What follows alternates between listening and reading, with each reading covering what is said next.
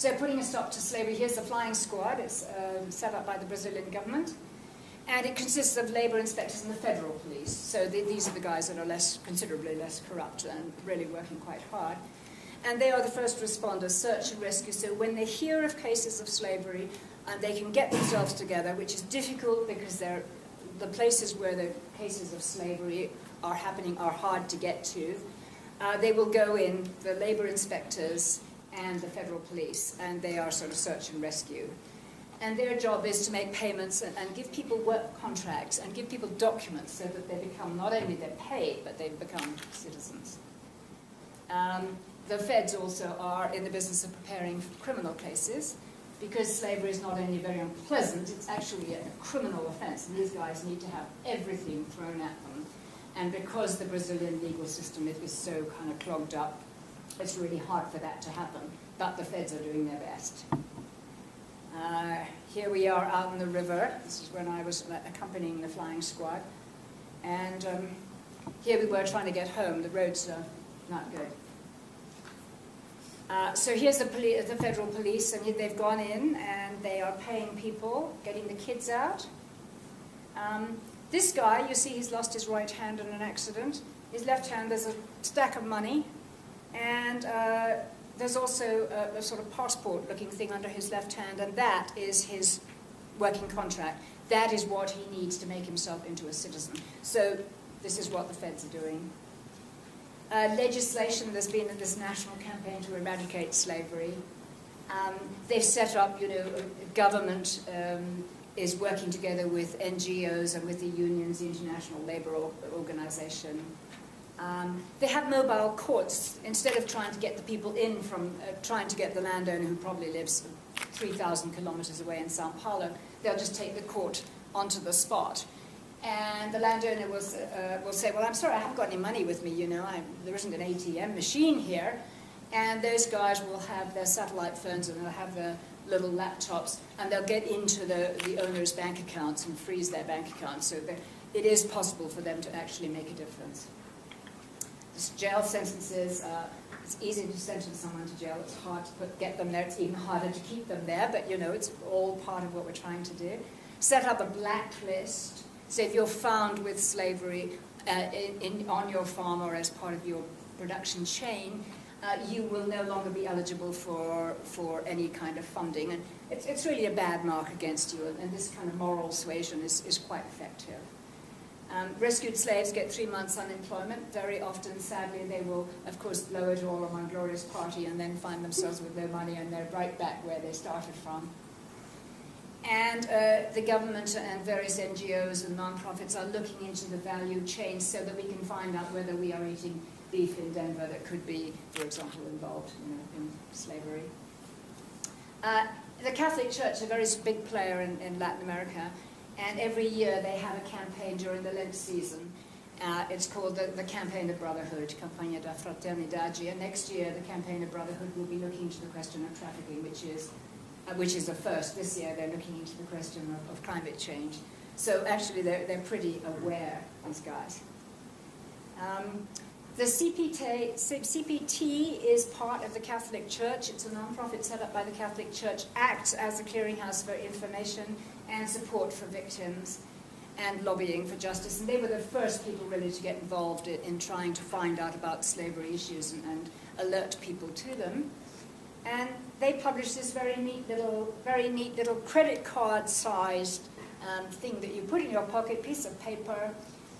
Now, you and I, we're not keen on keeping paper. We get so much paper, we get junk mail. We throw it away as fast as we can. But if you are barely literate, anything like that is a great gift and something to be treasured. And because people are not literate, it's all written in comic book style. It just shows you very clearly the steps that are involved in coming into slavery. And then on the back, there's free telephone numbers if you happen to be anywhere near a phone where you can call for help. And this has been a very effective little tool. There are all kinds of reasons why Lula's great idea of eradicating slavery have not yet come to pass. And one of them is that the government has actually got this program of accelerated development. And our new president, President Dilma, used to be the Minister of Accelerated Development, and that's a very solemn thought. we'll be talking about that a little bit in the food security. So human rights and environmental rights tend to go to the bottom of the list when one country is going gangbusters to develop. Powerful lobbies for the extractive industries, the cattle industry and agribusiness. And the powerful lobbies are saying, well, you know, maybe we should just be educated instead of being punished. This is a very attractive option if you happen to be one of the bad guys. And since most people in the Senate particularly, and many people in the Congress are landowners, you know, why would they pass any kind of legislation to upset their own interests? There has been a bill for 10 years in Congress to expropriate land where slavery has been found. Exactly the same reason those guys in the Senate and the Congress have no interest whatsoever in passing that bill. So that promise is not kept. You had a whistle-stop tour of slavery. So you mentioned that rescued slaves can get 3 months unemployment pay. Do you happen to know how somebody gains access to that? That is, are there conditions that you have to prove that you were a slave in order to get access to victim services in Brazil? Yes, and you're not going to want to prove you were a slave, you see, because that's not good. Those would almost certainly be the guys that would be pulled out by the flying squad. Okay.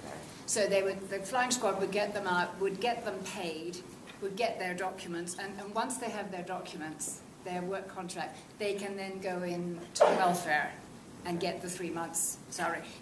If they just say, I'm a slave, you know, or I was involved in this, the welfare department, as in any country, would say, well, where are your documents? Right. Yes. So what would be the alternatives for the workers if they're not working for this? Even though, yes, slavery is a big problem, these are legitimate products. Now, if you create the vacuum of these legitimate corporations and you have the alternatives of violent organizational crimes, you got Hezbollah now in the tri-border area. So you're creating a base to fuel those two different organizations that are actually criminal organizations, and the other one is a terrorist organization. So what would be the alternatives for this base to not be tempted to run into these two after they are freed from the slavery? Oh, well, the guys who were freed from slavery, first of all, you have to remember that they were in very scattered areas and very far in the forest. I'm talking about the agricultural ones, right? So there's, you know, their first and easiest alternative is to go right back where they've just come from. They've got a little bit of money, they've had a little bit of a good time, and they can't yet afford to go home, or maybe don't want to go home because they're still chasing that mirage of buying whatever it is they wanted to buy. The government has been involved and is increasingly involved. Really what we need to do is try and stop people getting into this situation in the first place, and working in the northeastern area, which is as far away from the tri-border as you can imagine. Making sure that they have access to land and you know, and awareness. And you will see in every airport now in Brazil, where of course these guys are not going through airports, every bus station you will see these big signs, you know, drawing awareness to the fact of slavery. The flying squad's job is search and rescue. It's not their job to do the aftercare, and that's, I think, where the government is falling down. You know, they're trying to stop people getting into slavery. They've been doing things like the telenovelas, which are the, you know, the soap operas. They've been discussing the question of slavery, and awareness is much higher level than it has been before. But what you do with the guys when you've rescued them from slavery, that's the problem, and that's where nobody's really come up with any good suggestions. And if you've got any, please let me know. Okay? We have time for one more question. More. Oh. Okay. Does the Brazilian government have an official definition for slavery? The Brazilian government is a bit hazy on all kinds of legal definitions. And this may be, my husband is a lawyer, and is always very upset about their definitions. They call, the definition of slavery is to reduce somebody to a condition analogous to that of a slave, whatever that means. And they may do that to avoid, you know, getting into difficult areas, or they may be genuinely confused. But the sort of general definition in Brazil, as it is in the world, is that you are held, that it's forced labor degrading conditions and that you are not free to come and go.